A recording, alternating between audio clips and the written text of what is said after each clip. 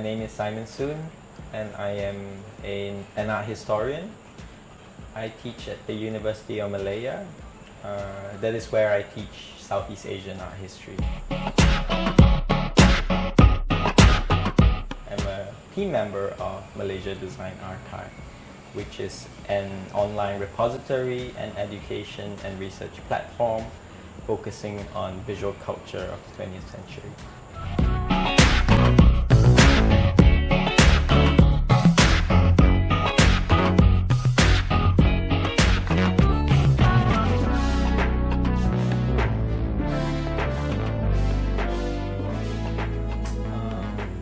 I grew up in Subang Jaya, so I guess that's I don't know, it's a suburb in Kuala Lumpur, right? I would say I have a very conventional sort of childhood. The population was sort of economically middle class, I would say. It was very conventional in the sense that it provided the sort of material sort of security for a person with sort of like intellectual sort of interest to pursue his or her own sort of. I was never really sort of very studious in school, if I remember correctly.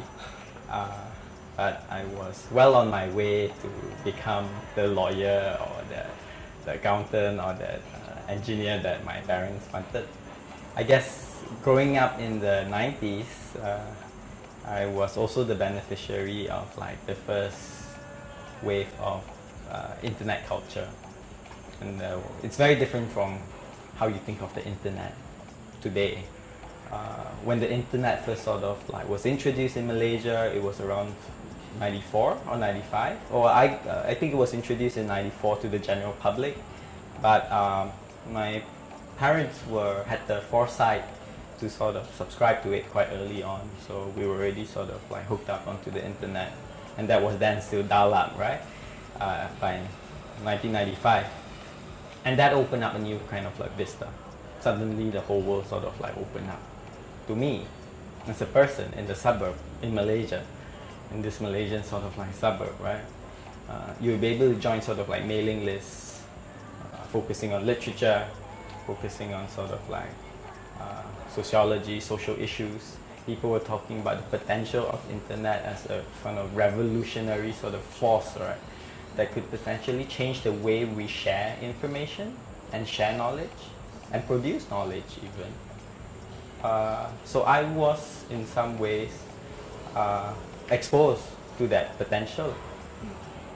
As a suburban kid, I don't come into the city very often. So I was not exposed to, say, the visual art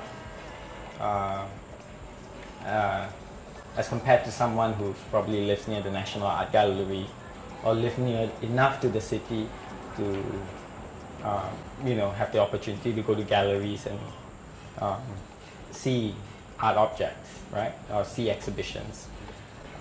So in the suburb, one of the main sort of portal in which you can try to imagine another world, or imagine another lifetime, or imagine another time and place is through literature, through books, really. So that was my first entry point into the power of words, into the power of imagination, into the power of creativity, to sort of challenge oneself into thinking out of one's sort of like confines.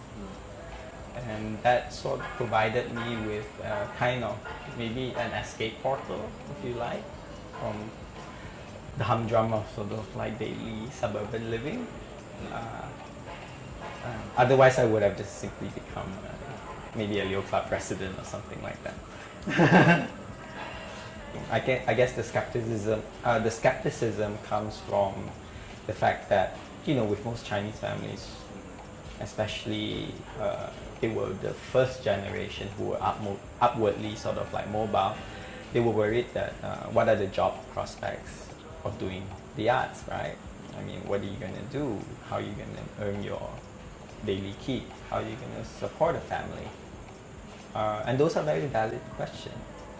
If you come from a generation who feel that there are certain kinds of like customary conventions about what it means to have a meaningful and good life.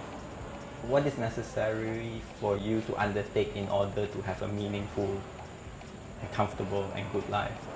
For them, it's very sort of like set. So they have, of course, certain kinds of like expectations as well as plans to help us achieve those goals. But I guess they were also in some ways coming to the realization that, well, the kid has his own mind. They were liberal enough to sort of think that way. So I went to school in Melbourne. The university's sort of art history program back then was great. But I think I also took a lot of drugs.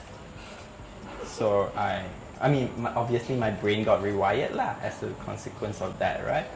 And I think that's a very important experience that young people should undergo. Back then it was ecstasy and ketamine. I tried DMT, I tried mushrooms, because there's acid and all that kind of stuff. You know, it's a whole buffet, right? Yeah. But what it does is it sort of, I don't know, maybe in my imagination it creates new neural sort of like pathways that will help you to see the world sort of like differently. Yeah. So alongside all the partying also came a renewed sort of commitment from the second year onwards to seriously apply myself to study. Because that was when I discovered, hey, my interest is really in art history.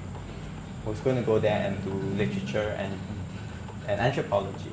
So the second major that I was set on doing initially was anthropology, but I switched it to art history because upon taking that as an elective in my first year, I had a feeling that maybe I could be good at it, that on some level that it was theoretically kind of like gratifying to think about visual expression in a sustained, critical and intelligent manner.